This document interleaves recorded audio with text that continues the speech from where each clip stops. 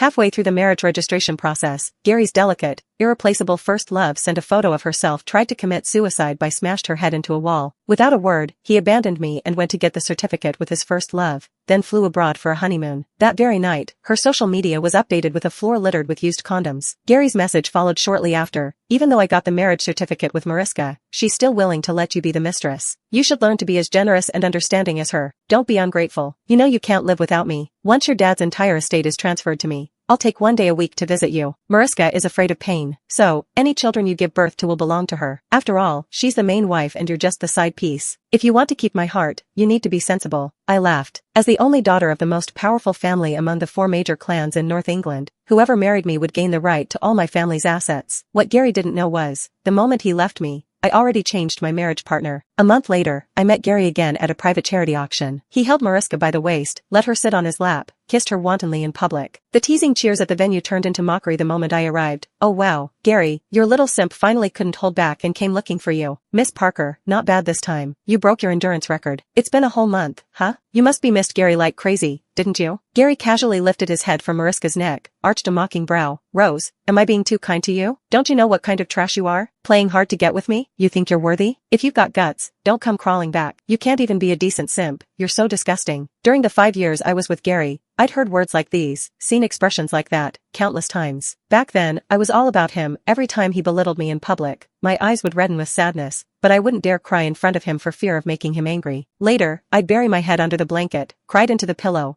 blamed myself over and over, afraid he'd hate me. But now, I just calmly replied, I'm not here for you. Gary didn't expect that attitude and thought I was still playing coy. He kicked away the chair in front of me and sneered, still pretending, huh? Stand right here. Later, whatever Mariska likes, you better make a bid on it all. If she's happy, I'll consider forgiving you. Gary, Mariska nestled into his arms, pouted sweetly, I don't want anything bought with her filthy money. A spoiled heiress like her only knows how to flaunt and spend her parents' money. Who knows if it's even clean money? I want to buy what I like with my own ability. Gary pinched her puffed cheeks with affection. Yes, my Mariska is a strong and independent woman. How could someone like her, a useless freeloader who only knows how to live off her family, ever compare? He said again, it's Rose who insists on buying me stuff. You know how cheap she is. She can't live without licking my boots or spending on me. Just see it as helping her cure her pathetic nature. Mariska giggled and reluctantly nodded. Then she looked up at me with disdain in her eyes. Rose, no offense, but you're supposed to be a well-bred lady. Why are you clinging like a piece of duct tape? A real woman should be like me, independent and strong. You can't rely on men for everything. Otherwise, what's the difference between you and rotting apple? I lowered my eyes to her custom dress worth millions and gave a light smile. The daughter of a housemaid dared to lecture me, the only daughter of the wealthiest man in North England, about independence and strength. I walked to the corner and found a quiet spot to sit down. Gary frowned slightly, looked a bit dazed, vaguely sensed that I seemed different from before. Before he could react, the group of friends around him burst out laughing and teased, TSK,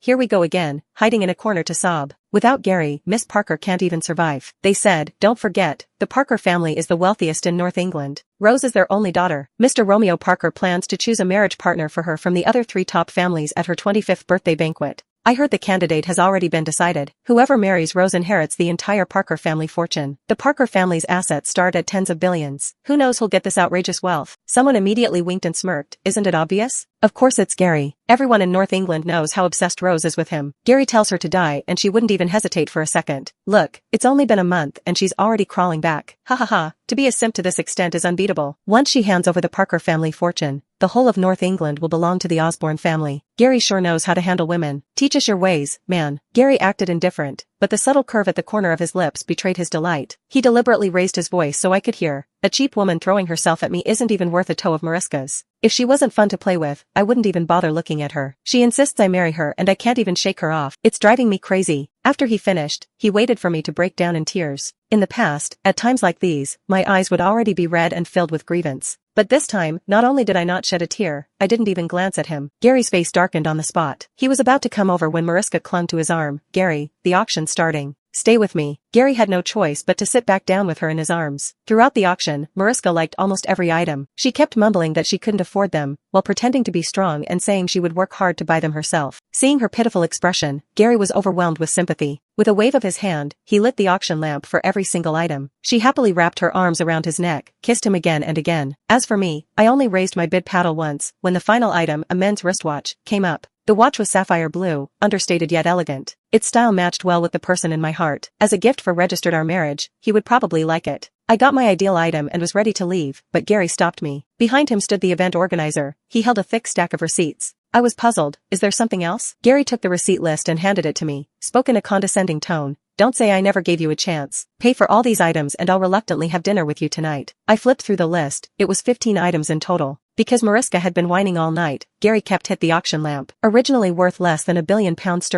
they were forcefully bid up to £2.5 billion. Seeing that I didn't respond for a long time, Mariska self-righteously scolded me. Rose, relationships should be equal. You're Gary's girlfriend and you've always used his money for your food, clothes, and expenses. You've never spent a dime yourself. Now we just ask you to pay a tiny bit for a gift for Gary and you're already unwilling? You say you love him, but that's so fake and selfish. Gary, who had been slightly hesitant, seemed convinced by that reasoning. His expression turned smug and righteous as he lowered his voice and said to me, Mariska is my wife now. I'm giving you a chance to get along with her. If you upset her, don't blame me for not even letting you be the mistress. Hurry up and pay. Looking at the smug confidence on his face, I almost laughed out of sheer anger. All that talk about me living off Gary was just cake left over from Mariska, a meal she couldn't finish and a house my father bought for me, from which I was kicked out after catching them sneaking around. I was labeled as filthy and toxic woman. In 5 years, I once adored those eyes and brows. But the moment he left me at the marriage office, that burning obsession instantly turned cold. I looked at him now. All that remained was disgust. I realized just how blind I'd been, how foolish to have wasted 5 years on such trash. Seeing me silent, Gary impatiently snatched the wristwatch from my hand. Before I could stop him, he had already unwrapped it and put it on. He said, I'm even wearing your crappy gift now. Satisfied? Now hurry up. Keep acting and I really won't bother with you. Even if you kneel and bring me $5 billion later, don't dream of getting a word out of me. Gary's buddies took the opportunity to scold me. Rose, Gary's already giving you face. Don't push it. A little drama may be cute, but too much just makes people sick. Exactly. It's just £2.5 billion.